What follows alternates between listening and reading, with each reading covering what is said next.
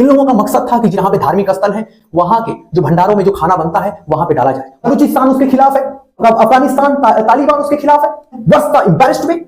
इतनी बड़ी साजिश। Doctor Muzammil Sakil, doctor Adeel Ahmed arrest for putting Jaish Mohammed poster. ये डॉक्टर सहीन सैयद, ये वुमेन है, ये एक वुमेन है, इसमें एक महिला भी शामिल है।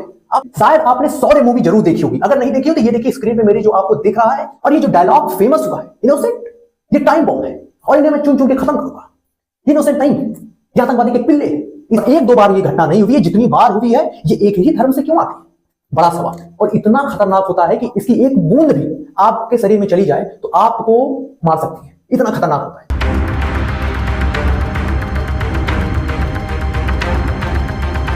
नमस्कार, जय हिंद। आप देख रहे हैं आरपी न्यूज। आरपी न्यूज पर आपका बहुत बहुत स्वागत है लेडीज एंड जेंटलमैन।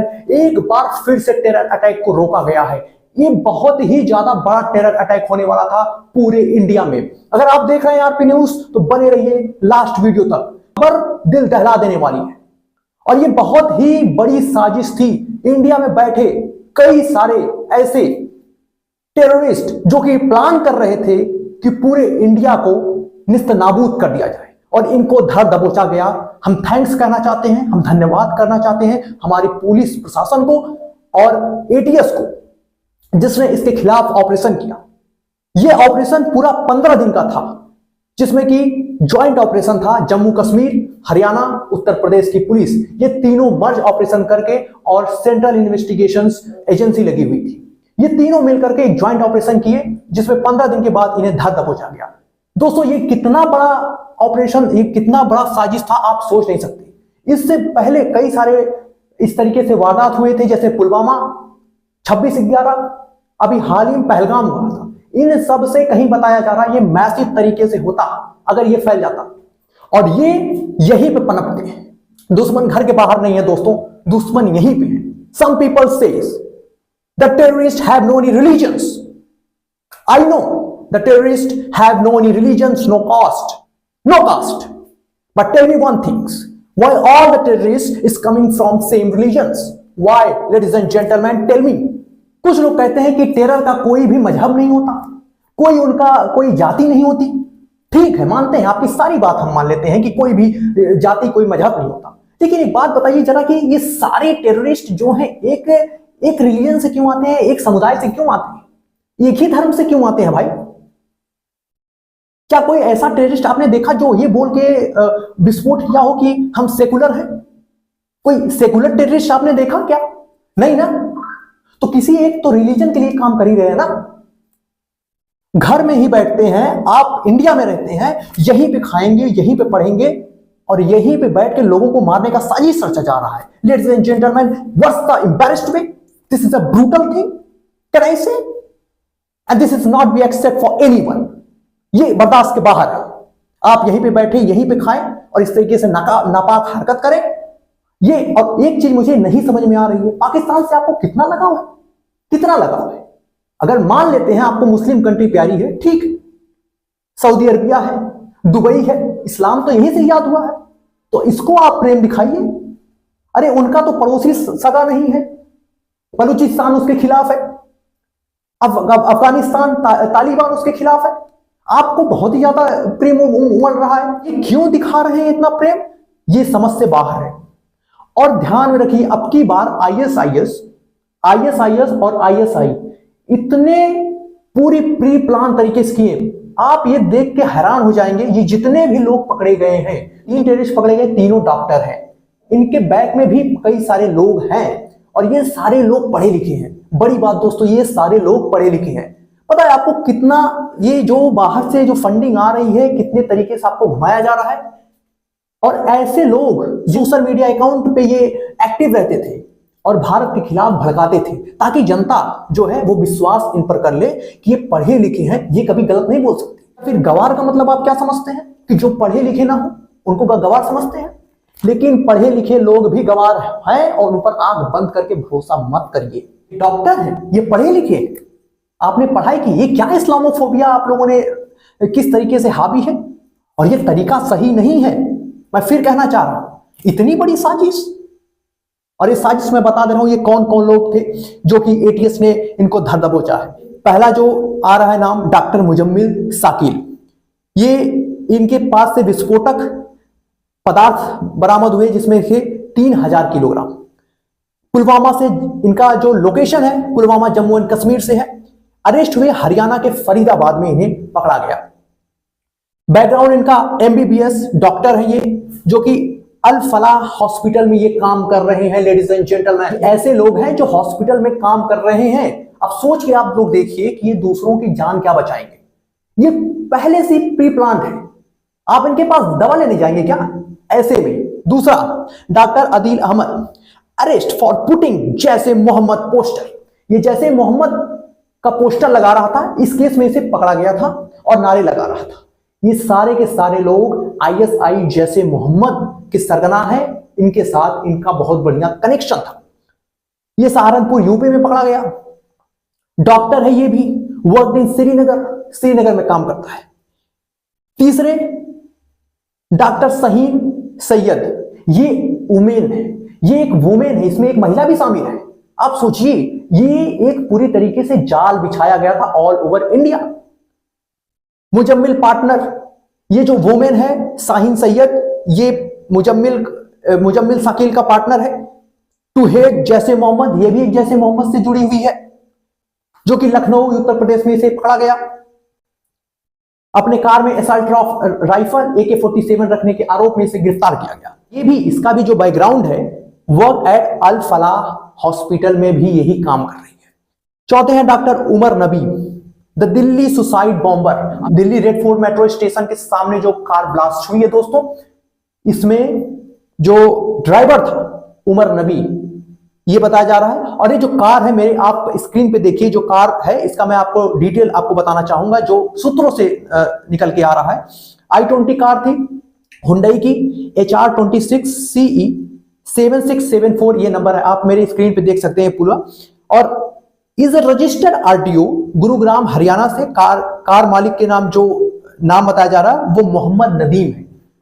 अरे आपको कोई ऐसा लग रहा है कि जो इस रिलीजन से बाहर का हो, कोई इसमें और रिलीजन के लोग लग रहे हैं क्या? नहीं ना। लेकिन कुछ लोग आएंगे, कमेंट करेंगे कि टेररिस्ट का कोई भी रिलीजन नहीं होता। हम कैसे मान लें? आप प्रूव करिए ना। अगर आपके पास कोई ऐसा एग्जाम्पल हो तो आप प्रूव कर दीजिए। और एक दो बार ये घटना नहीं हुई है, जितनी बार हुई है, ये एक ही धर्म से क्यों आती है? बड़ा सवाल है, सोचने लायक है। देखिए, सरकार नहीं है कि किसकी सरकार है किसकी नहीं, मैं फिर बता रहा हूं, सरकार पर बहुत ज्यादा जोर मत डालिए। अरे सबके सरकारों में हुआ है, क्या ये कभी रुका है क्या? कभी नहीं। कभी की राम राज्य नहीं कि कभी होगा नहीं, सबकी सरकारों में हुआ। बात सरकार की नहीं, बात यह है कि जो हो रहा है, और ऐसे लोग जो देश में खा रहे हैं, पी रहे हैं, यहाँ की हवा, यहाँ का सांस ले रहे, सब कुछ यहाँ ले रहे हैं, और आप गुणगान कर रहे हैं, वाहवाही कर रहे हैं पाकिस्तान का। आप पढ़े लिखे हैं, इस्लामोफोबिया आपके मन में, आपके दिमाग में भर दिया गया है। इस तरीके से आप काम कर रहे हैं और आप चाहेंगे कि ऊपर वाला आपको तवज्जो दे, आपको जन्नत नसीब मिले। शायद आपने शौर्य मूवी जरूर देखी होगी, अगर नहीं देखी हो तो ये देखिए स्क्रीन पे मेरी, जो आपको दिख रहा है के मेनन की है। इसमें के मेनन ने स्टार कास्ट की है, के मेनन इसमें एक्टिंग की है। और ये जो डायलॉग फेमस हुआ है, इनोसेंट, ये टाइम बॉम्ब है और इन्हें मैं चुन चुन के खत्म करूंगा, ये इनोसेंट नहीं है, ये आतंकवादी के पिल्ले है। इस तरीके के डायलॉग है। कहीं ना कहीं आपको नहीं लगता कि ये जो डायलॉग, ये जो डिलीवरी की गई है, ये सही दिख रही है? बिल्कुल सही है लेडीज एंड जेंटलमैन, बिल्कुल सही है। और ये जो मूवी है, जो इसका डायलॉग बार बार रिपीट, हर बार इस वारदात में आपने जरूर रील वगैरह देखी होगी, बार बार इसको दोहराया जाता है, तो ये कहीं ना कहीं सही है। और ये दोस्तों, जितना भी प्लान किया जा रहा था, ये गुजरात में प्लान किया जा रहा था, एक वहां पे हेड प्लान कर रहा था, इन लोगों का भी मास्टरमाइंड है। जो यहां पे केमिकल कंपाउंड बनाया जा रहा था, वेपन तो था ही, साथ साथ केमिकल वेपन, अब की बार जो तैयारी की जा रही थी वो केमिकल वेपन से की जा रही थी। केमिकल वेपन बहुत ही ज्यादा खतरनाक होते हैं। गुजरात से हो रही थी प्लानिंग। पॉइजन रिसिन, ये रिसिन नाम का पॉइजन है। गुजरात एसीएस डीआईजी सुनील जोशी से, डीआईजी एटीएस के जो डीआईजी हैं सुनील जोशी, उन्होंने कहा कि रिसिन नामक एक पॉइजन है जिसका केमिकल वेपन में यूज होने वाला था, इनको बनाया जा रहा था। अब सोचिए आप, रिसिन इतना खतरनाक होता है कि मैं आपको बता दूं, रिसिन जो है कैस्टर ऑयल से इसकी उत्पत्ति होती है, इसे मैन्युफैक्चर किया जाता है। ये poison name ricin lethal toxin chemical weapon है इसका नाम, और इतना खतरनाक होता है कि इसकी एक बूंद भी आपके शरीर में चली जाए तो आपको मार सकती है, इतना खतरनाक होता है। और बड़ी बात है कि जो रिसिन है, ये इसकी कोई अभी तक कोई भी एंटीबायोटिक नहीं बनी है या फिर कोई इसकी दवा नहीं बनी है कि आपको ठीक कर दे। अगर आप चली गई तो खत्म करेगी। जो बड़ी वाली टंकी हर शहरों में लगाई जाती है, अगर उसमें एक गिलास भी इसमें डाल दिया जाए तो उस शहर के जितने भी पीने वाले पानी लोग हैं वो सारे के सारे लोग मारे जाएंगे, कोई बचेगा नहीं। इन लोगों का मकसद था कि जितने भी मंदिर हैं, जो गुरुद्वारे हैं, जो बड़े बड़े जहां पे धार्मिक स्थल हैं, वहां के जो भंडारों में जो खाना बनता है वहां पे डाला जाए, वहां पे पानी में मिला दिया जाए, ताकि जितने भी श्रद्धालु आते हैं वो एक बार में पिए और एक झटके में पूरी तरीके से तबाह हो जाए, तबाही मच जाए पूरे देश में। इनका ये उद्देश्य था। लेकिन हम अब फिर से धन्यवाद करना चाहेंगे हमारी जितने भी पुलिसकर्मी है, एनएसजी है, हमारी जो इंटेलिजेंस है, जो एटीएस है, उन लोगों का हम लोग को आभार व्यक्त करना चाहिए कि ऐसे लोगों पर जिन्होंने समय रहते इन लोगों को धर दबोचा। नहीं, आप सोच लीजिए, एक बार इतना बड़ा हंगामा होता, लोगों को समझ में नहीं आता। 26/11 आपको पता ही होगा शायद, कितना बड़ा मैसिव तरीके से था, लोग पलायन कर रहे थे मुंबई से, जनता में एक भगदड़ सी मच गई थी 26/11। और ये पूरे देश के स्तर में इस तरीके से फैलता, लोगों को समझ में भी नहीं आता, लोग पकड़ भी नहीं पाते एक्चुअल में ये हो कहां रहा है। तो क्या ये लोग दोषी हैं? क्या ये लोग को जो पनाह दे रहे हैं वो दोषी हैं? क्या हम पढ़े लिखे लोगों पर भरोसा कर सकते हैं लेडीज एंड जेंटलमैन इस तरीके से हाथ मुंह कर? नहीं। जो पढ़े लिखे लोग हैं, इनमें से बहुत लोग गद्दार निकलते हैं। इसमें आपके रीजन्स, जो आपका समुदाय है, इसकी बदनामी होती है। आपके जो ईश्वर है, जो भी जिसको भी आप मानते हैं, आपके रिलीजन के जो ईश्वर है, उनकी भी बदनामी होगी कहीं ना कहीं, और हो रही है। आप इस्लाम को इस तरीके से, अगर आप इस्लामिक तरीके से आप बयानबाजी करके इस तरीके से आप विस्फोटक करते हैं, लोगों की जान लेते हैं, तो क्या इस्लाम के लोग तारीफ करेंगे? नहीं भाई, कोई नहीं करेगा। और आप इन सब कृत्य कर करके और जन्नत नसीब होना चाहते हैं, आप लोग जन्नत को प्राप्त होना चाहते हैं? अरे भाई, नहीं मिलेगा जन्नत। आप लोग पढ़े लिखे थे, आप लोगों को दुनिया को संदेश देना चाहिए था, भारत के लोगों को संदेश देना चाहिए था, एकजुट के रहो। लेकिन आपको प्रेम उमड़ आया पाकिस्तान से। अभी हाल ही में घटना हुई, आप लोगों की आंख नहीं खुल रही है। जम्मू एंड कश्मीर पुलिस ने एक स्टेटमेंट जारी किया है। 2900 kilogram ammonium nitrate from doctor Muzammil Faridabad से बरामद हुआ है, और कई सारे 300 से ज्यादा इसमें जो वेपन थे, जिसमें कि गोला बारूद, ये सारी चीजें इन लोगों के पास थी, और ये लोग पूरा प्लान कर रहे थे, लगभग प्लान पूरा कर चुके थे। चाइनीज डॉक्टर अहमद मोइनुद्दीन ने रिसिन केमिकल कंपाउंड को बनाने का ठेका ले रखा था। ये तेलंगाना से था, इसमें चाइना में जाकर के एमबीबीएस की तैयारी की थी, वहां पे पढ़ाई की थी, और गुजरात में बैठ के इस केमिकल वेपन को याद कर रहा था, उसको बना रहा था। लेकिन एटीएस ने धर दबोचा, इस पूरे मामले को निस्तनाबूद कर दिया। दोस्तों, जो कार ब्लास्ट हुआ है, ये कोई अपने से नहीं हुआ, इसमें बहुत बड़ी साजिश हो रही थी। लेडीज एंड जेंटलमैन, हम पूरी तैयारी के साथ आए हैं और यहीं तक हम खबर को रखते हैं, क्योंकि वीडियो बहुत ज्यादा लंबा होगा। और आप देख रहे हैं आरपी न्यूज, और हमें को दीजिए इजाजत, और फिर से आरपी न्यूज हर एक बड़े मुद्दे को इसी तरीके से उठाता रहेगा। नमस्कार, जय हिंद, हम हमेशा देश के साथ हैं।